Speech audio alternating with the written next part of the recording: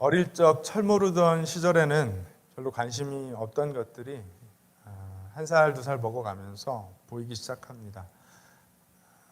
다른 것도 많은데 사실은 이 세상이 경험하고 있는 문제들이 그렇게 보입니다.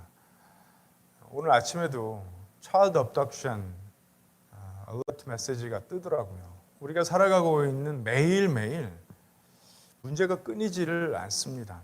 어디에나 어느 시대에나 존재하는 문제들이 있습니다. 이런 문제들을 생각하면 참 안타깝고 답답하고 해서 때로는 화가 나기도 하고 때로는 좀 우울해지기도 하고 그렇습니다.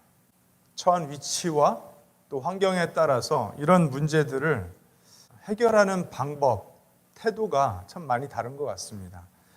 이런 사람들이 문제다, 또 저런 사람들이 문제다 이야기를 합니다. 정치적으로도 문제를 해결하려고 하고 또 교육으로도 문제를 해결하려고 합니다. 여러 가지 사회 운동으로 또 해결해 보려고 합니다. 철학적인 해결책을 꺼내 놓기도 합니다. 여러분, 정치가, 경제가, 교육이, 사회 운동이 또는 예술이 이런 문제들을 해결할까요? 사실 아주 근본적으로 생각을 해보면 인간은 남자와 여자가 만나서 결혼을 하고 가정을 이루고 출산을 하여 자녀를 키우는 삶의 구조를 지금껏 가져왔기에 그렇게 해서 지금 전 세계 70여 명의 인구를 이루고 있는 것이기 때문에 만약에 부모가 온전하고 그 온전한 부모들이 자녀들을 완벽하게 키워낸다면 문제가 해결될 수도 있을 것 같습니다. 그런데 가정에서 자녀들을 교육하는 부모들에게 문제가 많은데 그런 문제들이 해결될 리는 없죠, 사실. 그리고 무엇보다도 가장 중요하게 우리에게 죄성이 있기 때문에 그 어떤 방법으로도 사실은 세상에서 이 문제들을 해결하기는 어려운 것 같습니다. 그래서 이런 차일드 업덕션 문자가 뜰 때면 참 답답합니다. 안타깝습니다. 이런 문제들이 어떻게 하면 좀 해결될 수 있을까? 여기저기 총기 사고가 일어났다고 할 때 답답합니다. 인종차별의 문제로 사건들이 일어날 때 참 답답하고 안타깝습니다. 빈부격차로 인하여 어떤 사람들은 끝간데 없는 부자가 되는 반면에 어떤 사람들은 참 먹을 것이 없어서 오늘도 죽어가는 그런 현실, 답답하고 안타깝습니다. 근데 안타까운 것은 이 세상에 이 문제들을 해결할 방법이 없다는 것, 그것이 정말 안타깝습니다. 오늘 우리가 함께 읽은 이 본문 말씀은 사도행전 전체에서 제가 개인적으로는 가장 좋아하는 내용의 말씀입니다. 가장 좋아하는 만큼 가장 잘 전하고 싶은데요. 언제나 그렇듯이 저의 능력은 터무니없이 부족하기 때문에 성령님께서 많은 은혜 주시기를 기도하는 마음으로 이 말씀 전하려고 하는데 앞에 언급한 그런 문제들의 해결책이 교회 안에 있다고 저는 믿습니다. 그래서 이 말씀을 전하면서 교회가 소망인 이유를 여러분과 나눠보려고 합니다. 교회에 대한 이런저런 말들이 많지만 여전히 교회가 소망이라는 믿음을 가지고 과연 오늘 말씀이 그것을 우리에게 말하는지 여러분과 함께 은혜 나누려고 합니다. 우리가 지난번 시간에 보았던 것처럼 그 사도행전 16장 앞부분의 말씀에 보면 바울 일행이 아시아에서 복음을 전하려고 했을 때 성령께서 그것을 막으셨고 결국은 마게도니아의 환상을 보여주심으로 바울 일행의 선교 사역을 마게도니아 지역으로 인도하셨던 것을 우리가 보았습니다. 이제 바울 일행이 아시아를 넘어 유럽으로 건너가 복음을 증거하게 된 것입니다. 오늘 우리가 읽지는 않은 본문인데 앞에 11절부터 말씀을 보시면 바울 일행이 드로아에서 배를 타고 출발하여서 사모드라게와 네아볼리를 지나 도착한 곳이 빌립보였습니다. 그러니까 바울 일행의 유럽 선교 사역의 첫 관문이 빌립보라는 도시였습니다. 16장 12절 말씀에 보면 마게도니아 지방의 첫 성, first city라고 이야기를 합니다.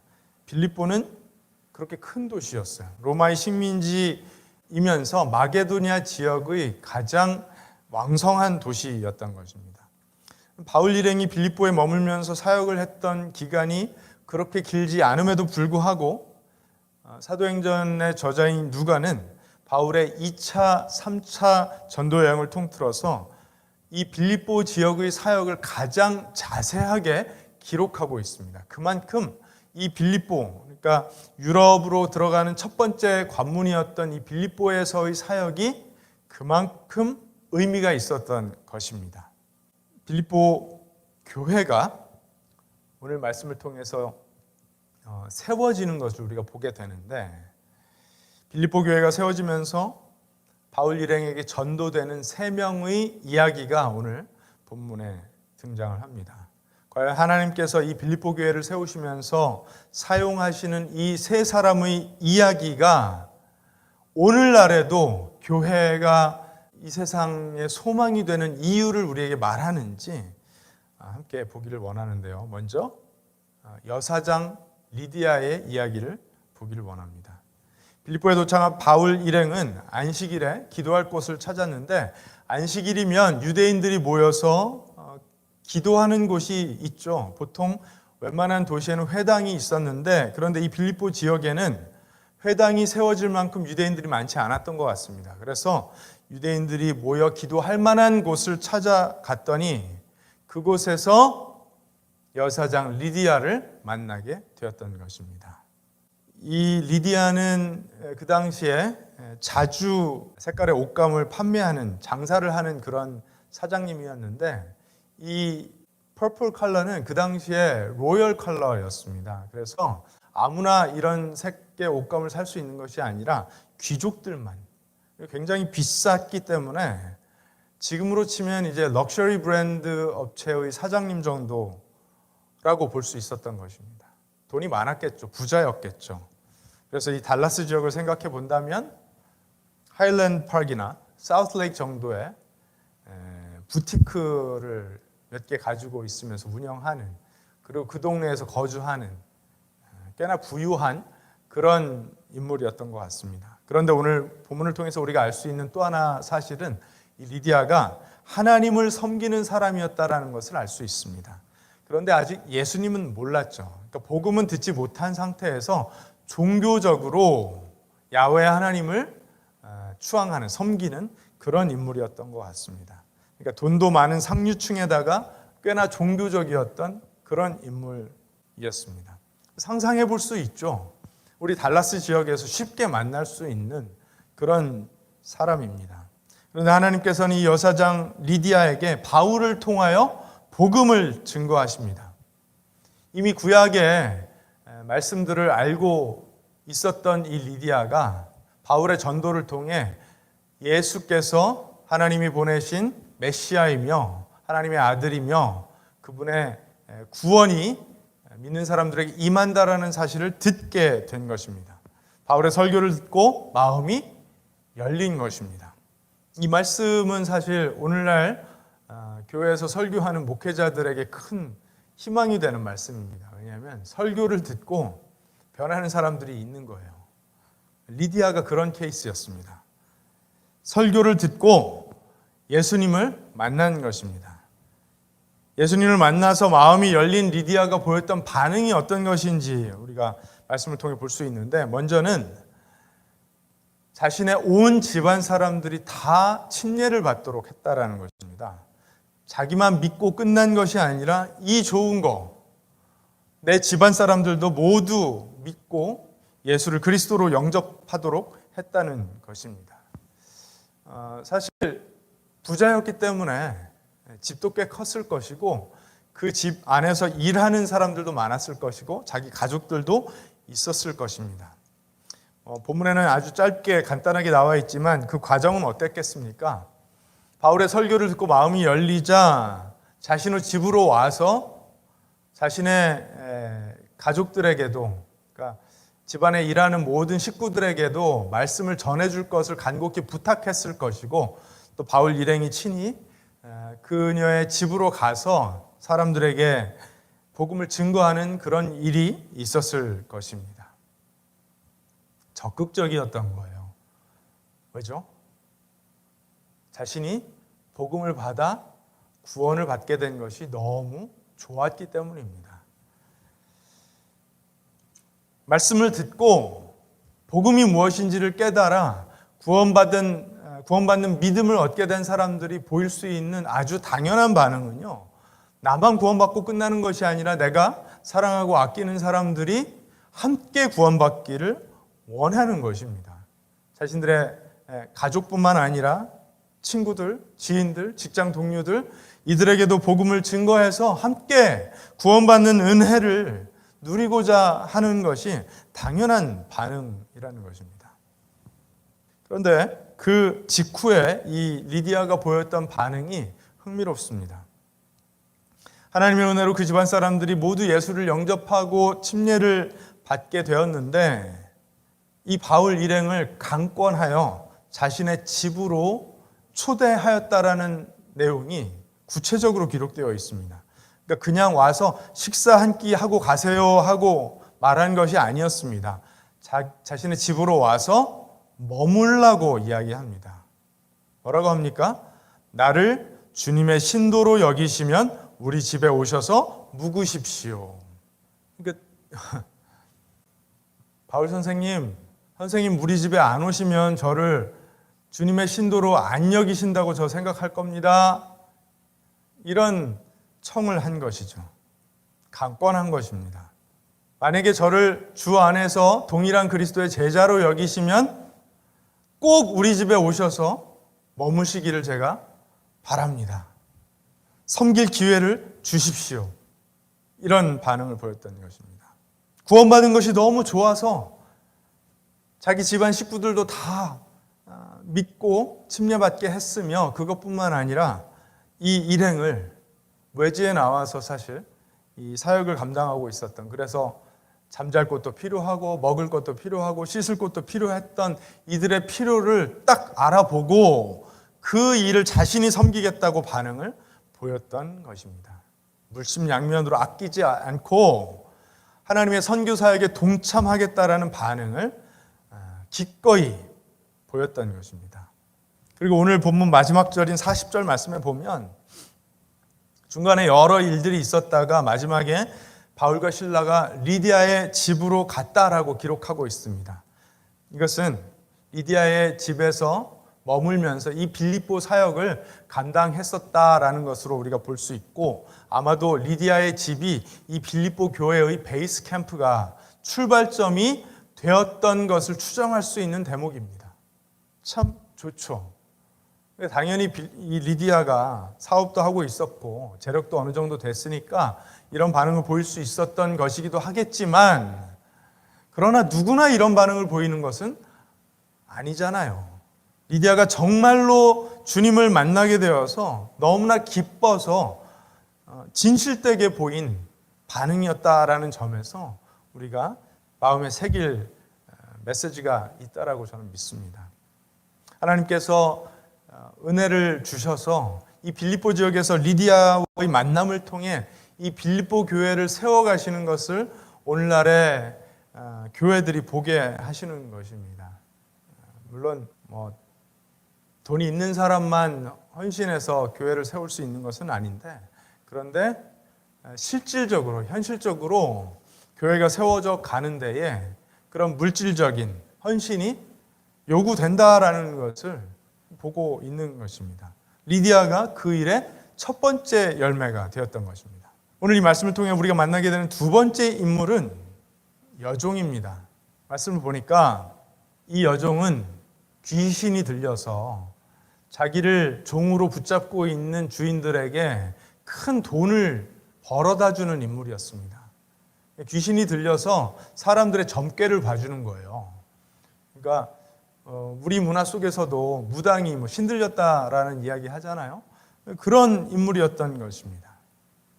그러니까 온전한 정신이 없었겠죠. 이 주인들에게 노동을 착취당하는, 그래서 사회적으로는 탄압받는 계층의 인물이었습니다. 마음도 온전하지 않아서 정신적으로 아주 불안한 상태에 있는 그런 여인이었습니다. 리디아와 비교하면 아마도 사회적으로 정반대쪽에 있는 그런 인물이었을 것입니다. 큰 부자였던 리디아에 비해서 이 여종은 가진 게 아무것도 없었을 것입니다. 상류층의 삶을 살고 있었던 리디아와 비교하면 이 여종은 사회 가장 밑바닥 계층이었을 것입니다. 아주 힘이 없고 가장 연약한 부류에 속한 사람이었습니다. 만약에 리디아가 사우스레이크나 하일랜드 파크에 살고 있었다면 이 여종은 사우스 댈러스나 그 어딘가에서 길거리에서 구걸하는 그런 홈레스와 같은 처지에 있는 인물이 아니었을까 생각합니다. 아마도 돈이 생기면 술을 마시거나 마약을 하기도 하고 아무렇게나 성생활을 하는 그런 인물이었을 것 같습니다.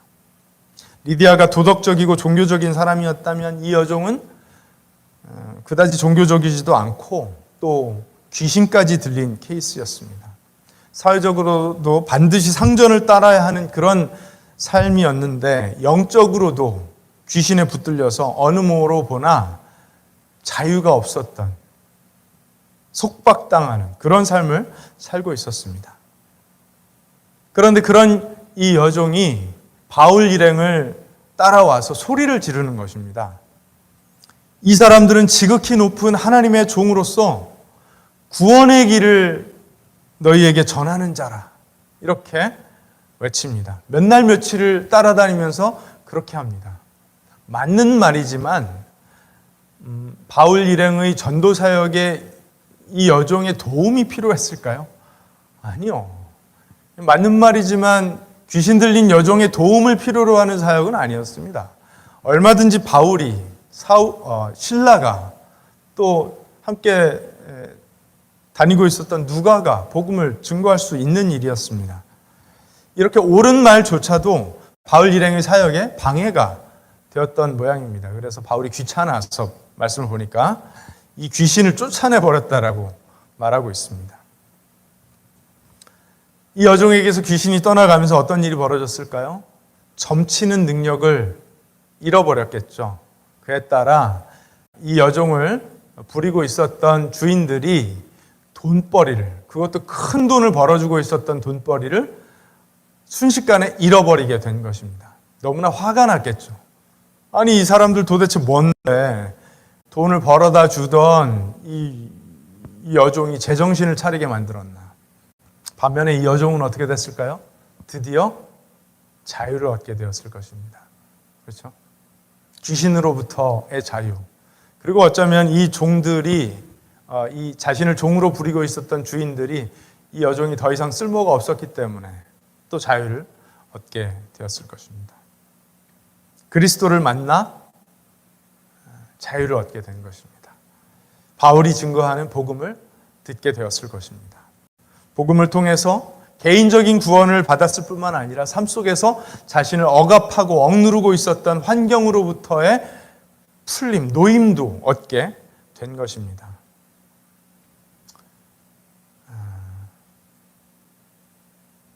세상에 이렇게 속박으로부터의 자유를 필요로 하는 사람들이 너무나 많죠. 그렇죠? 우리가 노예제도로부터 벗어난 지가 얼마 되지 않았습니다. 여전히 어떤 곳에서는 돈 없고 가난한 사람들, 능력 없는 사람들이 노예와 같은 대접을 받고 있는 곳들도 여전히 있습니다. 그들에게 자유가 허락되어야 되는데 그 속박, 억눌림, 폭압으로부터 벗어남이 있어야 되는데 여러분 세상에 그 어떤 것이 그들에게 그런 자유를 허락해 주겠습니까? 복음밖에는 없습니다. 그런 땅들에도 교회가 세워져야 됩니다. 그래서 인권이 존중받는 그런 문화가 세워져야 됩니다. 세 번째로 우리가 만나볼 인물은요, 간수입니다. 이 간수는 로마 감옥에서 죄수들을 지키고 있었던 그 로마의 일종 공무원이죠. 로마 정부의 공무원인데, 바울과 실라가 누명을 쓰죠. 귀신을 쫓아냈다라는 것 때문에, 돈벌이를 잃어버렸다는 것 때문에 그 여종의 주인들이 바울 일행을 고소합니다. 이 사람들은 유대인들로서 우리 로마 사람들이 받아들일 수 없고 또 지키고 따를 수도 없는 그런 이상한 풍속을 전하고 있습니다. 우리 사회를 혼란시키고 있습니다. 이렇게 고소를 합니다. 그래서 치안관들 앞으로 데려가서 이렇게 고소를 하자 치안관들이 이들을 붙잡아다가 매로 치고, 옷을 벗기고 매로 치고 감옥에 깊이 가두어 버립니다. 손발을 묶어버리고 감옥에 쳐 넣어버립니다. 그런데 그날 밤에 바울과 실라가 하나님을 찬양하고 있던 중에 그 감옥에 갇힌 사람들이 그것을 다 듣고 있었는데, 하나님께서 은혜를 베푸셔서 지진처럼 땅이 흔들리고 감옥문이 다 열리고 손발에 묶였던 수갑과 착고가 다 풀립니다. 졸고 있었던 이 간수가 깜짝 놀라 일어나 보니까 감옥 문이 다 열려 있는 거예요. 죄인들의 손과 발에서 수갑과 착고가 다 풀려난 것입니다. 사람들이 다 도망간 것으로 생각하고 어차피 이것이 발각되면 자신은 치욕스럽게 죽임당할 것을 알았기 때문에 스스로 자결하려고 합니다. 바로 그때 바울이 큰 소리로 외쳐서 그대는 스스로 몸을 해치지 마시오. 우리는 모두 그대로 있소. 이렇게 외칩니다. 이 간수는 그 당시의 간수는 대부분 은퇴한 군인들의 몫이었다라고 합니다. 그러니까 사회 계층적으로 보면 뭐 중산층, 중하층 뭐 이 정도 됐겠죠. 우리 이 프리스코 지역으로 생각한다면 은퇴한 군인으로서 그 베테랑들에게 주는 낮은 이자율을 받아서 어딘가에 그냥 아담한 집 한 채를 사놓고 이제 이미는 은퇴는 했지만 이제 소일거리로 뭔가 좀 일을 하고 있었던 그런 인물이었을 것 같고, 또 주말이면 가족들하고 즐거운 여행을 다니는, 그래서 남은 인생을 최대한 즐겁게 살려고 애쓰는 그런 평범한 인물이었을 거라고 생각하면 좋을 것 같습니다. 아마도 앞에 소개했던 리디아나 그 귀신 들린 여종과 비교해 볼 때 영적인 일에는 가장 관심 적은 인물이 아니었을까 생각을 합니다. 그러니까 이 사람이 영적인 일에 관심이 있었다라는 대목은 오늘 말씀에 없습니다. 이 리디아가 여사장님이 seeker, 구도자였다라고 생각하고, 또 귀신 들린 여종이 영적으로 눌린 상태에 있었다면 이 간수는 그런 것하고는 아무 상관없이 살고 있는 그런 인물이었던 것 같습니다. 그런데 그런 충격적인 일이 눈앞에서 펼쳐진 거예요. 멀쩡히 갇혀있던 죄수들의 손과 발에서 묶인 것이 다 풀려나고 감옥 문이 열리는 아주 놀라운 상황을 보게 된 것입니다. 그런데 더 놀라운 것이 그의 눈앞에 보입니다. 이제 다 문이 열려서 도망갈 수 있게 된 바울이 도망을 치지 않는 걸 본 거예요. 도망치지 않을 뿐더러 자신에게 스스로 자결하지 말라고, 몸을 해치지 말라고 큰 소리로 외치는 것입니다.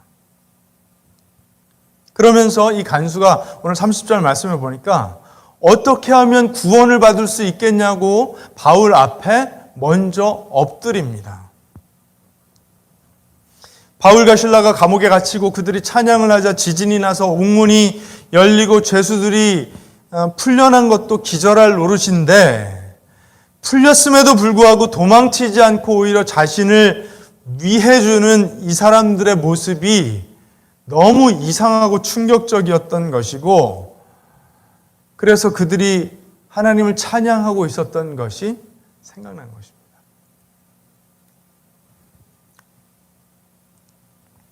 이 바울과 실라는 심하게 맞고 감옥에 들어와서 족쇄를 채워놨던 사람들이었습니다. 그런데 다 풀렸는데도 도망치지를 않는 것입니다. 왜죠? 바울과 실라의 자유는 그들의 손과 발이 묶였다고 해서 사라지는 자유가 아니었기 때문에 그렇습니다. 또 손과 발에 묶인 것이 풀리고 감옥문이 열렸다고 해서 그들의 자유가 더해지는 것도 아니었기 때문에 그렇습니다. 바울과 실라는 손과 발이 묶였어도 감옥에 갇혔어도 자유한 사람들이었으며 모든 것이 풀리고 감옥문이 열렸다고 해도 도망칠 필요 없는 자유인들이었습니다. 이 간수가 그러한 복음의 능력을 눈으로 보게 된 것입니다. 땅이 흔들려서 문이 열리는 것도 놀랍지만 당장 도망쳐야 될 사람들이 도망치지 않고 오히려 자신에게 그리스도를 증거하는 그 모습이 더 충격적이었던 것입니다. 이 간수 어떤 반응을 보였을까요? 당장에 바울과 실라를 자신의 집으로 모시고 가서 그 온 가족들이 그리스도를 믿고 침례받게 합니다. 놀랍죠? 이 세 인물들과의 만남을 통해서 또 이 빌립보 교회가 이렇게 세워지는 것을 보면서 우리는 아주 중요한 세 가지 교훈을 보게 됩니다. 첫 번째로는 복음은 모든 사람을 위한 것이라는 사실을 보게 됩니다. 리디아처럼 부유한 사람, 종교적인 사람, 윤리적인 사람도 또 귀신 들렸던 여종처럼 정신이 온전하지 않은 가난한 억압받는 사람도 그리고 간수처럼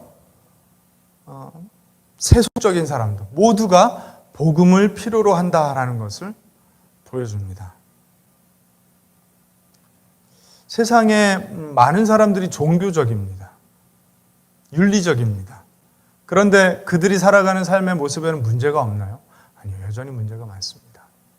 종교적이고 윤리적인 사람들은요, 자신들이 어느 경지에 도달한다라는 생각을 하기 때문에 그렇게 살지 않는 사람들을 굉장히 낮게 바라보고 손가락질하고 욕합니다. 거기서 문제가 벌어집니다. 귀신 들린 여종처럼 배운 것 없고 가난하고 억압받는 사람들, 이 사람들도 억울한 마음이 있어서 범죄의 기회가 생겼을 때 범죄를 저지르는 모습들을 우리가 많이 봅니다. 왜냐하면 자신들은 억울한 삶을 살았기 때문에 그렇게라도 탈취하는 것이 당연하다, 우리의 권리다 이렇게 생각하는 것도 보게 됩니다. 간수처럼 세속적인 사람, 그다지 큰 걱정 없고 그냥 먹고 살만 하면 되지, 세상 그냥 조금 누리다가 떠나면 되는 거지, 이렇게 사는 사람들 또한 그들의 삶의 문제를 경험하는 것을 보게 됩니다. 근본적인 문제에 대한 해결책을 고민하지 않고 그저 그냥 먹고 살면 되지 그렇게 생각하기 때문에 문제 해결에 관심을 보이지 않습니다. 적극적으로 나서지 않습니다. 그래서 문제에 봉착합니다. 이 밖에도 정치적으로, 종교적으로 어떤 교육의 수준의 차이로 부유하고 가난한 것으로, 어느 지역 출신인 것으로, 어느 인종인 것으로 사람들은 힘을 만들고 권력을 삼으려고 하고 대적하려고 하고, 그래서 전쟁을 하기도 하고 침략하기도 하고 합니다. 문제가 해결되질 않습니다. 그런데 복음은요, 어떻죠? 교회는 이 복음을 통해서 어떤 사람들을 섬깁니까? 모두를 섬깁니다. 종교적인 사람, 윤리적인 사람, 사회적으로 억압받는 사람, 가난한 사람, 간수처럼 세속적인 사람들, 모두를 섬기는 것이 교회이며 그 모든 사람들을 구원으로 인도하는 것이 그리스도의 복음입니다. 성별, 인종, 종교, 사회적 지위, 교육 수준을 초월하여 누구에게나 능력이 되는 것이 복음입니다. 여러분, 이 당시 신실한 유대교 남성들이 아침에 일어나서 가장 먼저 하는 기도가 무엇인지 아십니까? 하나님, 제가 이방인이 아니고 종이 아니며 여자가 아닌 것을 감사합니다 라는 기도입니다. 빌립보 교회는 어떻게 세워졌습니까? 이방인, 종, 여자를 통해 세워진 것을 오늘 우리가 말씀을 통해 보고 있습니다. 교회는 그런 공동체인 것이에요. 그렇게 역설적인 공동체인 것이에요. 복음은 메시지 자체도 역설적이지만 하나님께서 그 복음을 전하시는 대상들, 또 전하시는 방법도 역설적이라는 것입니다. 그리스도인들을 핍박하던 바울이라는 인물을 사용하셔서 복음을 증거하게 하십니다. 얼마나 역설적입니까? 이방인들에게, 종된 자들에게, 여인들에게 복음을 증거하게 하십니다. 얼마나 역설적입니까? 그렇게 교회가 세워지도록 하십니다. 세상은 힘있고 권력있고 많이 배운 사람들을 통해서 무언가를 세워나가려고 하지만 교회는 그 모든 사람들을 다 포함하고 다 수용하여서 세워나가는 공동체라는 것입니다. 세상에 그런 것은 없어요. 이것은 종교로 해결될 문제들이 아닙니다. 교육으로 해결될 문제들이 아닙니다. 돈으로 해결될 문제들이 아닙니다. 윤리로 해결될 문제들이 아닙니다. 복음으로만 해결할 수 있는 문제들이기 때문에 교회는 오직 그리스도의 복음을 증거하여 이 문제들을 해결해 가는 것입니다. 부자이며 상류층이었던 여사장 리디아도, 귀신 들린 여종도, 또 로마 정부의 공무원이었던 관수도 하나님 앞에서 모두가 동일한 죄인이며 또한 모두 구원받은 성도인 것들처럼 그 어떤 사람이 아무리 학식이 높고 돈이 많고 잘생기고 직업이 좋아도, 또는 아무리 교육을 못 받고 돈이 없고 불쌍하게 생기고 직업이 없어도 하나님 앞에서는 동일하다는 것입니다. 동일한 죄인들이며 동일한 구원받은 성도들이라는 것입니다. 높고 낮음이 없습니다. 모두에게 복음은 능력이 됩니다. 교회가 복음을 붙들고 복음을 증거하는 이상 모두에게 능력이 되는 이 가장 귀한 보물을 모두에게 전하며 교회를 세워갈 수 있는 것입니다. 그런데 여러분, 교회 안에도 왜 이렇게 문제들이 많이 생깁니까? 복음 외에 다른 것에 대한 가치가 지나치게 부각되기 때문에 그렇습니다. 이 복음 때문에 세상을 바라보는 눈이 바뀌고 삶의 태도가 바뀌고 우선순위가 바뀌고 고난 가운데 기뻐할 줄 알며 모든 상황 가운데에 자유할 줄 아는 그런 사람들이 하나님을 함께 예배하게 되면 교회는 세상이 흉내낼 수 없는 능력을 발휘하는 공동체로 성장할 수 있는 것입니다. 그러므로 교회의 소망이 있습니다. 믿으십니까? 여러분, 복음은 인류를 통합하는 강력한 힘을 가지고 있습니다. 사람들이 속한 문화, 인종, 계층에 상관없이 그들을 하나로 묶을 수 있는 힘이 복음에 있습니다. 빌립보 교회는, 유럽 지역의 첫 번째 교회였던 빌립보 교회는 그렇게 세워진 교회였습니다. 상류층 리디아, 하류층 귀신 들린 여종, 중산층 로마 간수, 그 모두가 복음으로 하나가 되어서 세워진 공동체가 빌립보 교회였습니다. 나중에 이제 빌립보서를 보게 되면 우리가 알 수 있지만 바울은 이 빌립보 교회를 굉장히 아꼈습니다. 빌립보 교회는 또 바울의 사역에 아주 큰 힘이 되어 주었습니다. 계속해서 동역해 주었던 교회라는 사실을 우리가 알고 있습니다. 그래서 빌립보 교회는요, 바울에게 기쁨이 되는 교회였어요.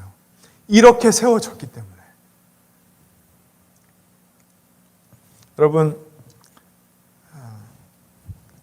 이 리디아와 귀신 들린 여종과 이 간수가 경험한 이 영적인 기쁨과 자유를 여러분도 경험하셨습니까? 혹시 여러분 안에 여전히 세상이 기준 삼아준 어떤 가치 때문에, 어떤 기준 때문에 묶임이 있지는 않습니까? 억압이 있지는 않습니까? 자유하십시오. 자유하시기 바랍니다. 그리스도의 복음은 모든 것을 초월합니다. 모든 것을 넘습니다. 또 모든 것을 담아냅니다. 모든 사람들을 포용합니다. 그 어떤 것도 장애가 될 수가 없습니다. 복음은 그 모든 사람들을 다 하나님 앞으로 인도하여 함께 한 몸된 교회로 지어져 가게 하는 것입니다. 그러므로 교회에 소망이 있는 거예요. 세상 그 어떤 가치 기준들로도 지금 우리가 처한 세상의 문제들을 해결할 수 없는데 교회는 해결할 수 있다는 것입니다. 그래서 복음이 소중한 것이고 그래서 여전히 교회에 소망이 있는 것입니다. 여전히 세상의 눈을 의식해서 나를 포장하고 무언가 하는 척 해야 하고 여전히 속박당하는 삶을 살고 있는 것 같다면 여러분 복음을 다시 붙드시기 바랍니다. 복음의 능력을 다시 한번 묵상하시고 그 복음에 여러분의 삶을 과감하게 내어드리시기 바랍니다.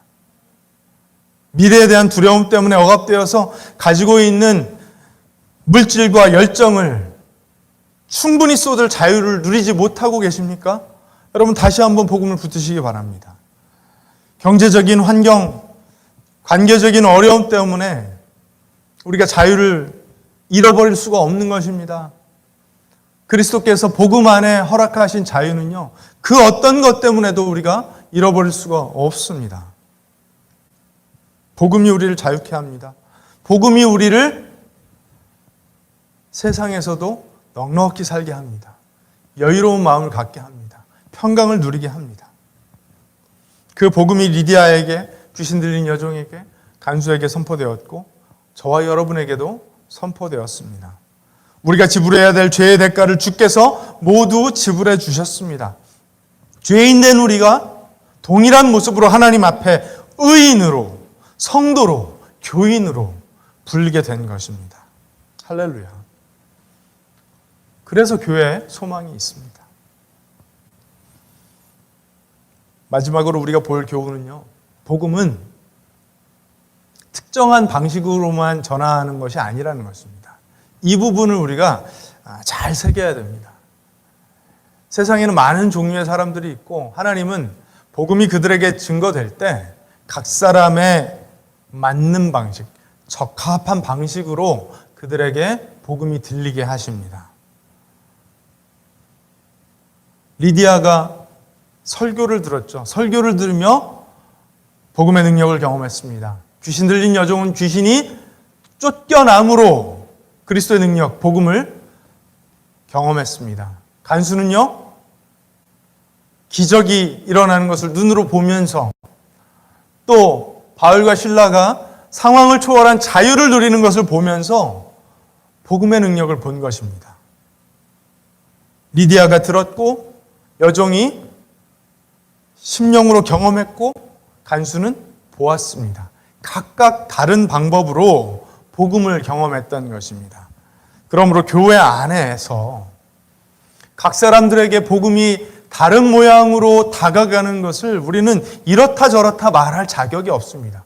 하나님께서 그렇게 일하시는데 우리가 감히 뭐라고 어떤 방식만이 맞다고 고집할 수가 있겠습니까? 리디아에게는 이성적인 담론이 필요했고 여종에게는 영적인 해방감이 필요했고 간수에게는 삶의 모범을 보는 경험이 필요했던 것입니다. 모두가 복음으로 변화된 것입니다.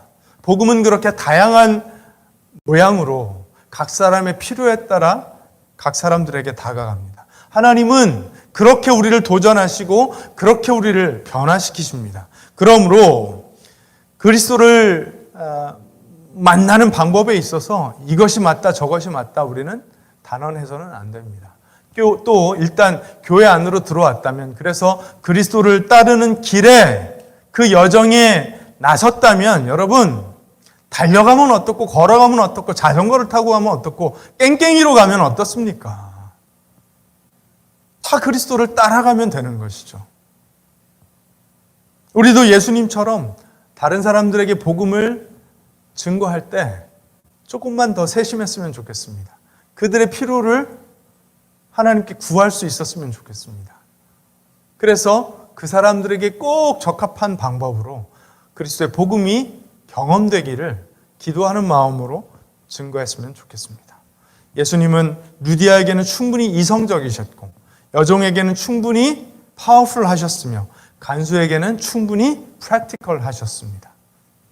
교회는 그러므로 다양한 방법으로 복음을 증거하려고 노력해야 됩니다. 우리의 예배도 다양한 채널들로 은혜가 경험될 수 있도록 노력해야 됩니다. 고민해야 됩니다. 실천해 봐야 됩니다. 사랑하는 여러분, 예수님은 우리가 필요로 하는 모든 것을 갖고 계신 분이십니다. 믿으십니까? 예수님은 세상이 문제 해결을 위해 필요로 하고 있는 모든 해결책을 갖고 계신 분이십니다. 복음 안에 그 능력을 담아 놓으셨습니다.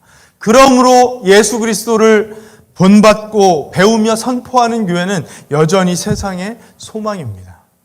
이제 투성이인 세상의 해결책이 아무리 세상을 살펴봐도 없지만 교회에는 있습니다. 교회가 온전히 그리스도를 증거하는 이상 여전히 교회는 세상의 소망입니다. 이 사실을 믿으시고 빌립보 교회가 그렇게 아름다운 모습으로 건강하게 지어져 갔던 것처럼 우리가 섬기는 우리 교회도 이 교회도 하나님께서 기뻐하실 만한 그런 모습으로 건강하게 지어져 가기를 우리 주님의 이름으로 축원드립니다. 기도하겠습니다.